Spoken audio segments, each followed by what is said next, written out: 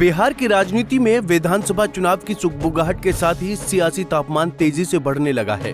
हर दल अपने अपने समीकरण साधने में जुट गया है।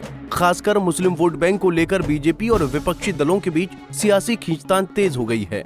लगभग 18% मुस्लिम आबादी वाले बिहार में करीब 48 विधानसभा सीटों पर मुस्लिम वोटर निर्णायक भूमिका में हैं। यही वजह है कि सभी दल इन वोटों को अपने पाले में खींचने की रणनीति पर काम कर रहे हैं। इसी सियासी गणित के बीच नेता प्रतिपक्ष तेजस्वी यादव का वक्फ कानून पर दिया गया बयान सियासत का नया केंद्र बन गया है। तेजस्वी यादव ने साफ कहा कि अगर उनकी सरकार बनती है तो वक्फ कानून को उखाड़ फेंका जाएगा। उनके इस बयान ने न सिर्फ भाजपा बल्कि सत्ता पक्ष के अन्य नेताओं को भी हमलावर बना दिया है।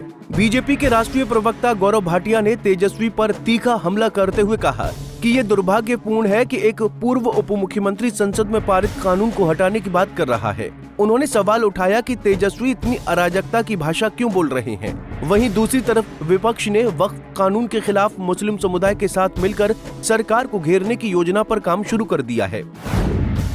पटना के गांधी मैदान में हुए वक्फ बचाओ दस्तूर बचाओ रैली में इमारत शरिया की अगुवाई में आरजेडी, कांग्रेस और अन्य विपक्षी दलों ने साझा मंच साझा किया। इस रैली में वक्फ संपत्तियों की सुरक्षा और संविधान की मूल भावना को बनाए रखने की मांग उठाई गई। मंच से विपक्ष ने ये भी बताया कि कैसे नीतीश कुमार, चिराग पासवान और जीतनराम मांझी जैसे सहयोगियों की मदद से केंद्र सरकार ने वक्फ कानून में बदलाव किया। यही वजह रही कि इस मंच ने रैली की शक्ल से ज्यादा एक सियासी मंच का रूप ले लिया। इस बीच बीजेपी भी मुस्लिम समुदाय खासकर पसमानदा तबके को साधने की दिशा में सक्रिय हो गई है। पटना स्थित पार्टी कार्यालय में पसमानदा मिलन समारोह का आयोजन किया गया, जिसमें बड़ी संख्या में पसमानदा मुसलमानों ने भाग लिया।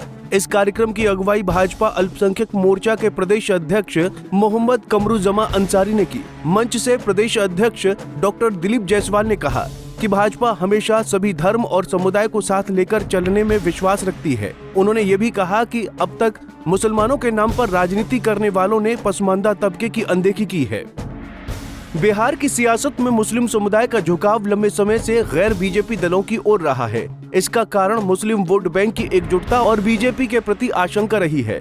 मगर हाल के वर्षों में बीजेपी ने रणनीतिक बदलाव करते हुए पसमानदा मुसलमानों के साथ संवाद बनाना शुरू किया है। पार्टी को भरोसा है कि पसमानदा समुदाय, जिसे अब तक न तो सामाजिक न्याय मिला और न ही राजनीतिक प्रतिनिधित्व, वो अब बदलाव चाहता है। मुस्लिम समाज भी जातिगत विभाजन से अछूता नहीं है। लगभग 80% मुसलमान पसमानदा या ओबीसी श्रेणी से आते हैं, जबकि करीब 20% अशराफ या अगड़ी जाति के हैं। जहां विपक्ष पूरे मुस्लिम समाज को एक साथ साधने की कोशिश कर रहा है, वहीं बीजेपी पसमानदा तबके पर केंद्रित रणनीति के तहत उन्हें अपना बनाने में लगी है। पार्टी पसमानदा समुदाय को ये भी समझाने में जुटी है कि वक्फ कानून में बदलाव का मकसद संपत्ति की पारदर्शिता और निष्पक्ष वितरण सुनिश्चित करना है, ताकि इससे सभी समुदायों को बराबर लाभ मिल सके। राजनीतिक विशेषज्ञों का मानना है कि आने वाले चुनाव में मुस्लिम वोट बैंक निर्णायक साबित हो सकता है। खासकर 11 ऐसी सीटें हैं जहां 40% से अधिक मुस्लिम मतदाता हैं। वहीं 7 सीटों पर यह आंकड़ा 30% से ऊपर है और 30 सीटों पर 20 से 30% के बीच है। ऐसे में विपक्ष और भाजपा दोनों ही इस समुदाय को अपने साथ जोड़ने में कोई कसर नहीं छोड़ना चाहते हैं।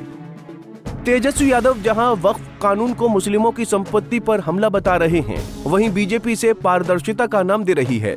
विपक्ष इसे मुस्लिम विरोधी कानून करार देकर नीतीश कुमार को कटघरे में खड़ा कर रहा है। वहीं बीजेपी ये जताने की कोशिश कर रही है कि वो केवल मुसलमानों के नाम पर राजनीति करने वालों की तरह नहीं, बल्कि सामाजिक रूप से वंचित मुसलमानों की भलाई के लिए काम करना चाहती है।